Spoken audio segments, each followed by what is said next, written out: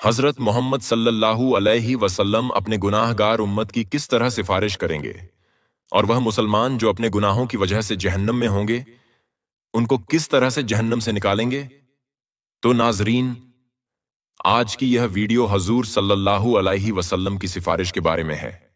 ناظرین، کیا آپ جانتے ہیں کہ قیامت کے دن جب سب انبیاء اپنی اپنی امت کا حال دیکھ کر خاموش ہو جائیں گے، اس وقت ہمارے پیارے نبی حضرت محمد صلی اللہ علیہ وسلم اپنی گناہگار امت کے لیے اللہ کے حضور کیسے سفارش کریں گے؟ کیا آپ نے کبھی سوچا ہے کہ وہ مسلمان جو اپنے گناہوں کی وجہ سے جہنم میں ہوں گے، انہیں نبی کریم صلی اللہ علیہ وسلم کس طرح جہنم سے نکلوائیں گے اور جنت کی راہوں پر گامزن کریں گے؟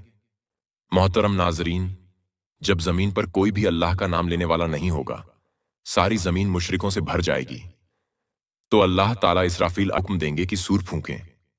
اللہ تعالیٰ نے قرآن کریم میں کئی مقامات پر قیامت کے دن کے بھیانک منظروں کا ذکر فرمایا ہے۔ ان میں سب سے عظیم منظر وہ ہے جب اسرافیل آیت ملے گا کہ وہ سور پھونکیں۔ یہ سور پھونکنا ایسا ہوگا جو آسمان اور زمین کی ہر مخلوقوں کو ہلا دے گا۔ اللہ تعالیٰ قرآن پاک میں فرماتے ہیں، آیت مبارک کا ترجمہ ہے، اور سور پھونکا جائے گا تو جو بھی آسمانوں میں ہے اور جو زمین میں ہے سب بے ہوش ہو جائیں گے مگر جسے اللہ چاہے۔ یہ پہلا سور دنیا کے اختتام کی صدا ہوگا۔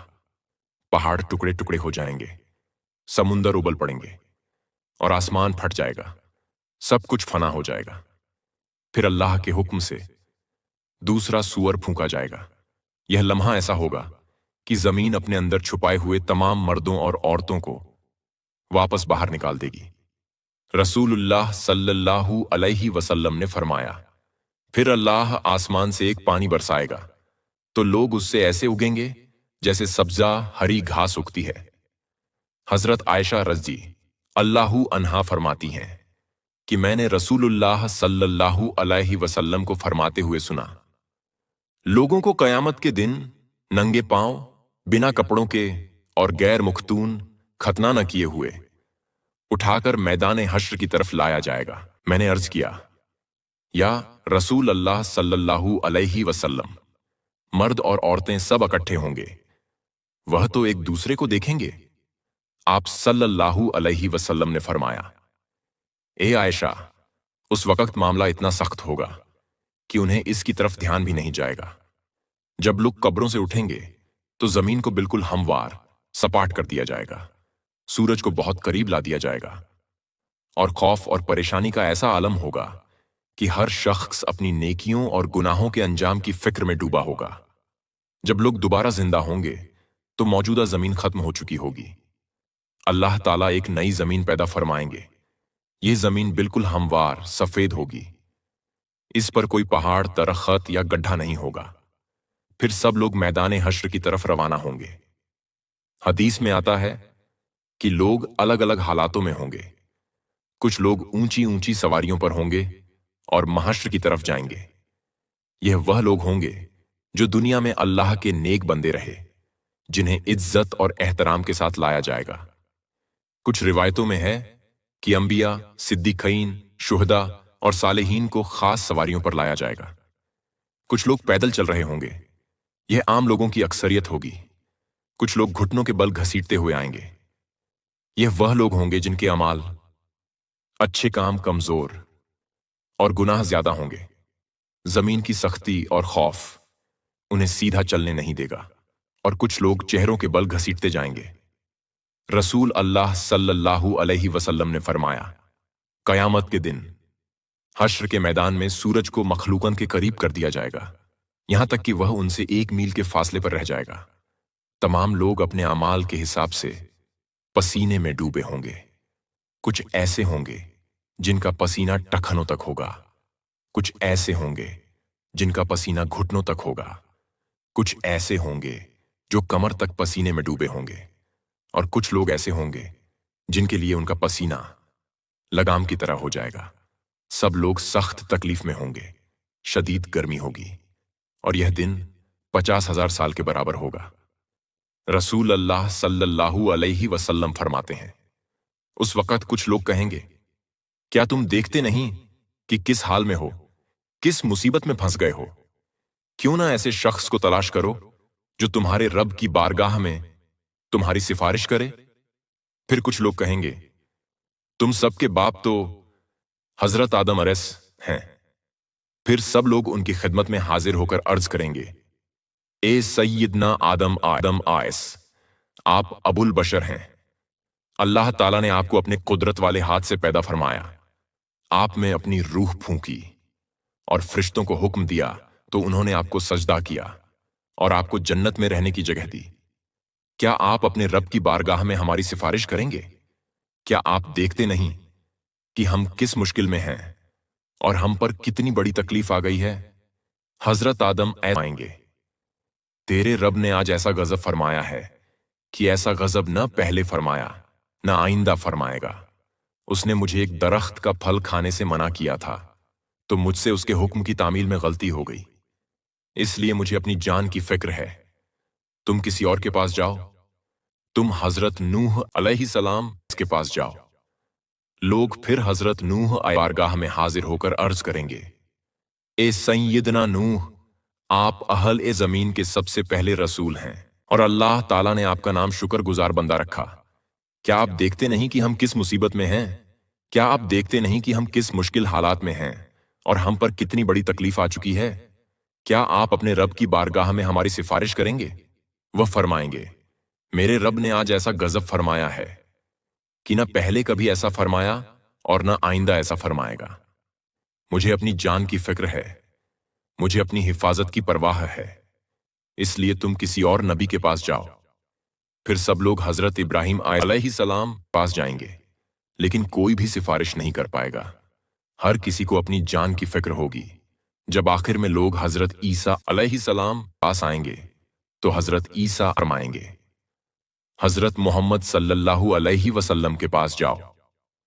कयामत के दिन जब हर नबी अपनी उम्मत की फिक्र में होगा और लोग अपनी जान की नजात के लिए परेशान होंगे, उस वक्त हमारे आका हजरत मोहम्मद सल्लल्लाहु अलैहि वसल्लम अपनी गुनाहगार उम्मत को याद करेंगे और अल्लाह के हुजूर झुककर अर्ज करेंगे।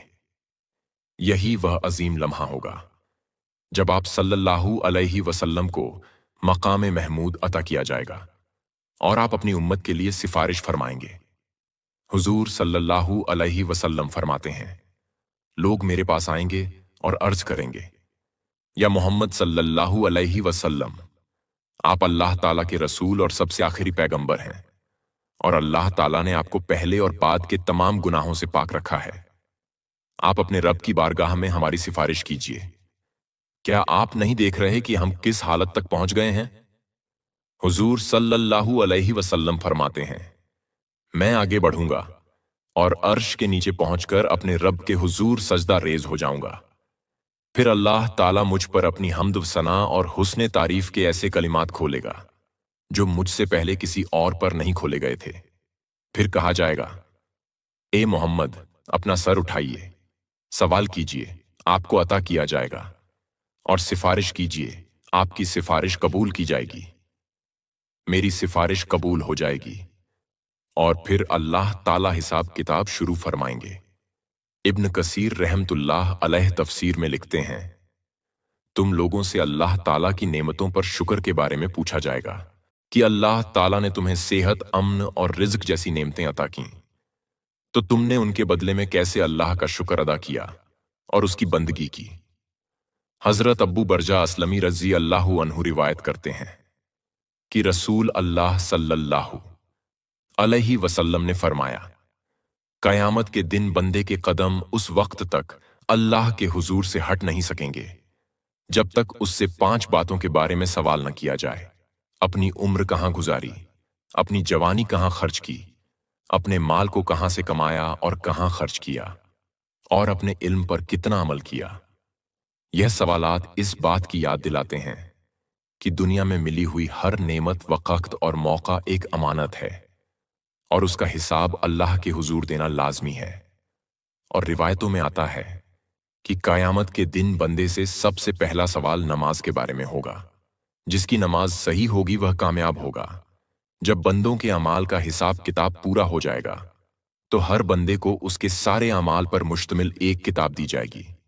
तो मोमिन को इज्जत के तौर पर उसका अमाल नामा दाएं हाथ में दिया जाएगा, जिससे वह क़यामत के दिन बहुत खुश और कामयाब होगा।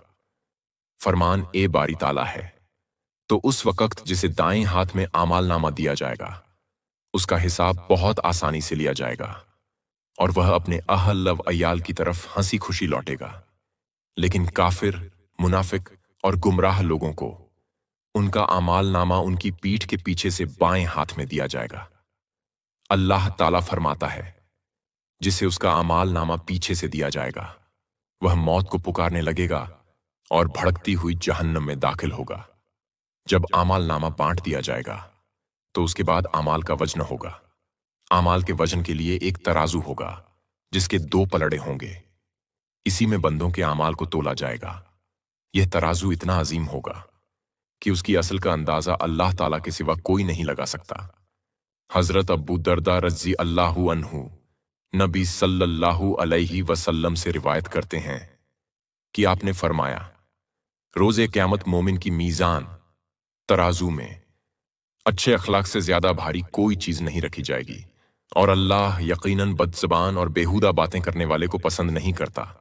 जब आमाल का वजन हो जाएगा, तो जिसका पलड़ा भारी होगा वह जन्नती होगा, और जिसका पलड़ा हल्का होगा वह जहन्नमी होगा। उसके बाद पुल सिरात का मरहला आएगा। नाजरीन, पुल सिरात एक बेहद बारीक और तेज धार वाला रास्ता है जो दोजख के ऊपर से गुजरेगा, और कयामत के दिन हर इंसान को उसके ऊपर से गुजरना पड़ेगा। हदीस में आता है, यह रास्ता बाल से भी ज्यादा बारीक और तलवार से भी ज्यादा तेज होगा। मोमिन अपने ईमान और अमाल की रोशनी के मुताबिक उससे गुजरेंगे, कुछ बिजली की तरह तेजी से, कुछ हवा की तरह, कुछ दौड़ते हुए, कुछ चलते हुए और कुछ घसीटते हुए। जो मोमिन होंगे वह जन्नत में दाखिल हो जाएंगे, और जो मुनाफिक और काफिर होंगे वह पुल सिरात पर फिसल जाएंगे और दोजख में गिर पड़ेंगे। हजरत अब्दुल्लाह बिन अब्बास रजी अल्लाहु अन्हु से रिवायत है कि नबी सल्लल्लाहु अलैहि वसल्लम ने फरमाया, कयामत के दिन तमाम अंबिया कराम अलैहि सलाम लिए सोने के मिंबर बिछाए जाएंगे और वह उन पर बैठेंगे, लेकिन मेरा मिंबर खाली रहेगा। मैं उस पर नहीं बैठूंगा, बल्कि अपने रब करीम के सामने खड़ा रहूंगा, इस डर से कि कहीं ऐसा ना हो कि वह मुझे जन्नत में भेज दे और मेरी उम्मत मेरे बाद बिना मदद के रह जाए। फिर मैं अर्ज करूंगा, ए मेरे रब, मेरी उम्मत, मेरी उम्मत।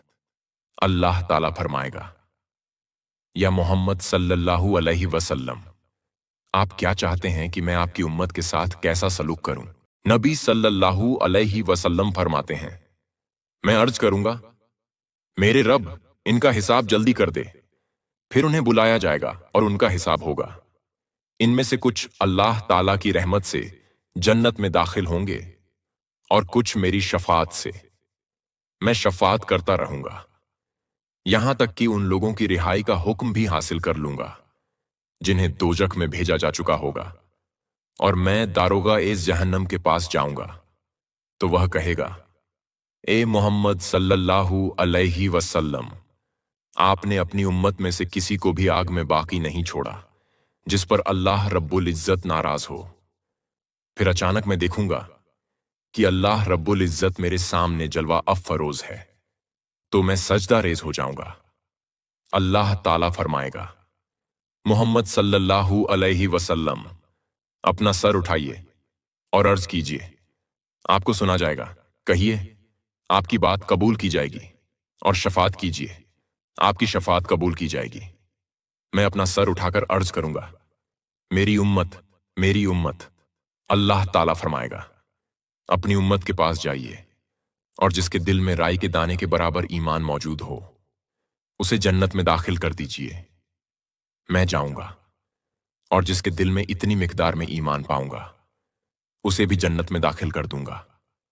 फिर अचानक मैं देखूंगा कि अल्लाह रब्बुल इज्जत मेरे सामने जलवा अफरोज है, तो मैं सजदा रेज हो जाऊंगा। अल्लाह ताला फरमाएगा, मोहम्मद, अपना सर उठाइए और बातचीत कीजिए, आपको सुना जाएगा।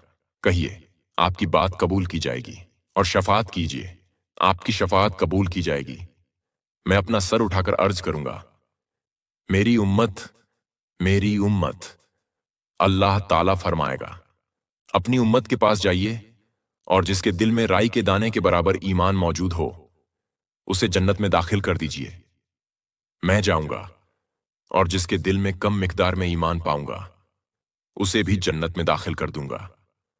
اللہ رب العزت سے دعا ہے کہ ہمیں نیک اعمال کرنے کی توفیق عطا فرمائے اور ہمیں حضرت محمد صلی اللہ علیہ وسلم کی شفاعت نصیب فرمائے۔